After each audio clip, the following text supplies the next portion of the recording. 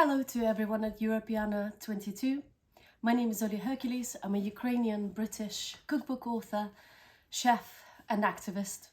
Today I wanted to tell you about the process of researching, writing and documenting my third cookbook called Summer Kitchens, Recipes and Reminiscences from Every Corner of Ukraine. Originally I come from the south of Ukraine, the temporarily occupied Kherson region.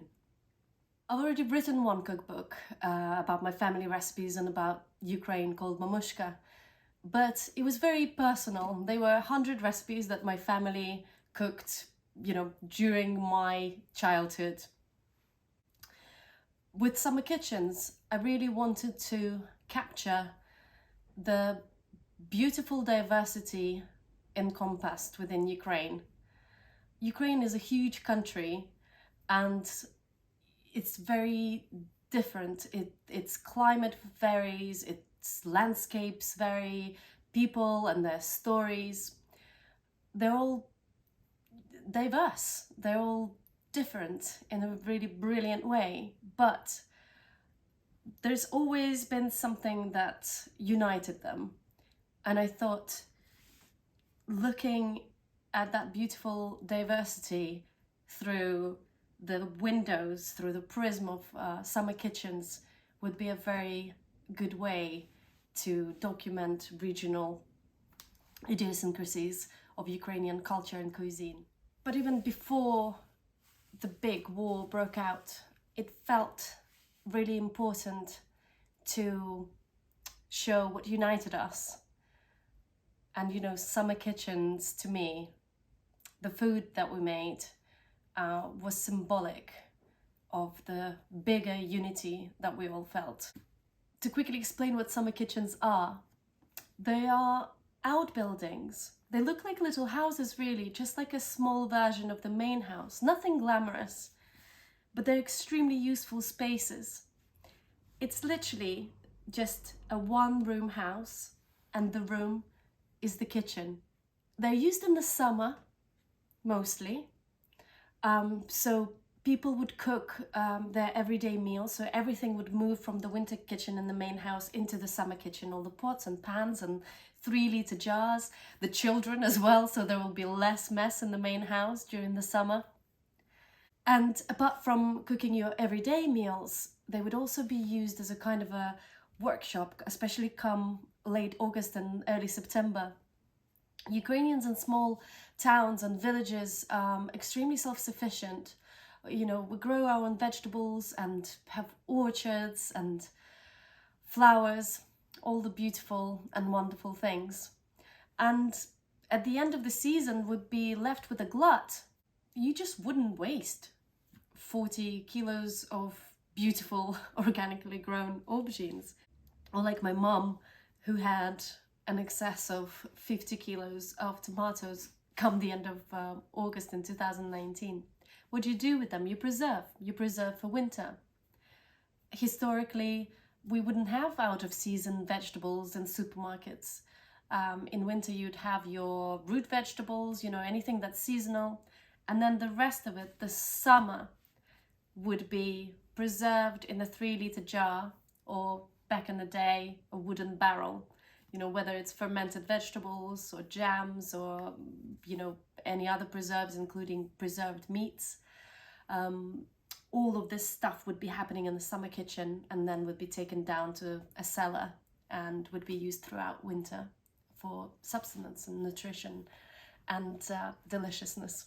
Of course, because I come from Ukraine, I have a really big extended family, and my extended family has loads of friends all over Ukraine. So that's how we found some of the spots where we traveled and took photos, and I interviewed people and asked them for their recipes and their stories.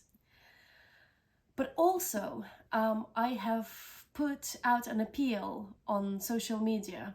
I've had a wonderful time with social media. It's been an amazing research tool in the past 10 years that I've had Instagram, and an amazing way to connect with people all over the world. So I've put out an appeal and I said, I'm going to write about Summer Kitchens.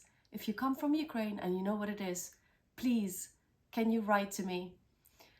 And people did. They sent me an email, about 100 people. And I asked them if they wanted to answer some questions. So I devised a document with loads of questions about their experiences with summer kitchens. I sent it to them.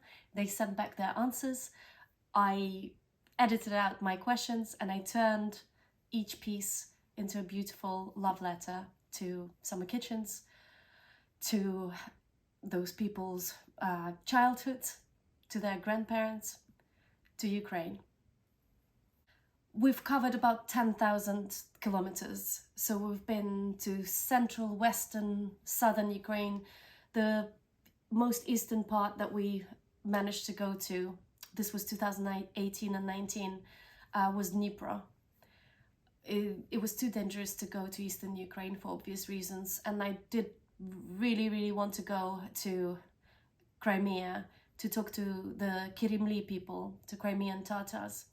But unfortunately, that also seemed a little bit too dangerous at the time. I feel so fortunate to have been able to travel around Ukraine and to go into people's summer kitchens, the ones made out of seashells in the Odessa region, the wooden ones up north among beautiful Carpathian woodlands, to modest brick ones in the south in Khersonchina, where I come from.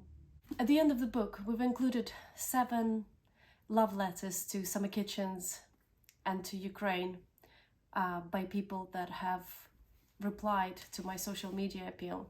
It's in their own voices and it's one of my favorite parts in the book. I wanted to finish this video with another video.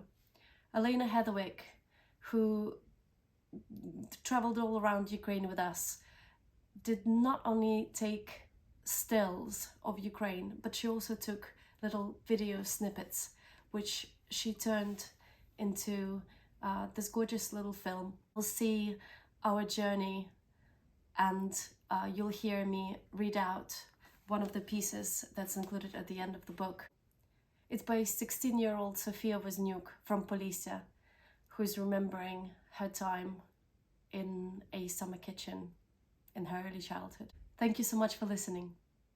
Slava Ukraini. I do tend to over-romanticize summer kitchens, as they're the stuff of my childhood. But I'm not the only one.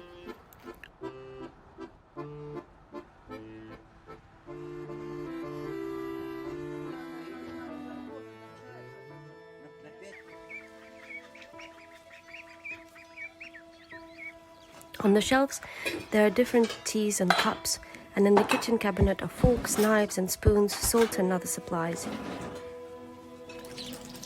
Sparrows have made their nest near the drain pipe outside the kitchen, and there are always lots of spiders inside. Separated from the kitchen by a narrow pathway, the main house is used only for sleeping, though I guess the fridge is there. But it is the summer kitchen that is used for cooking food for the family.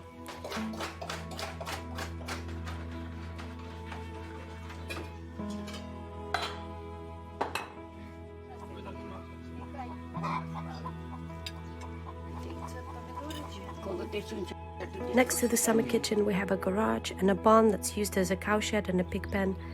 Right by it all is our vegetable patch. We also have a bigger allotment a short walk away. My brightest memory of the place comes from a summer's day. It had started to hail and everyone gathered in the summer kitchen. The big dog was lying on the floor. 5 cats were sleeping on the bench. My granny was cooking something for supper. I was sitting and listening to the radio. After the hail, the sun came out and the view of the garden from the window was so enchanting.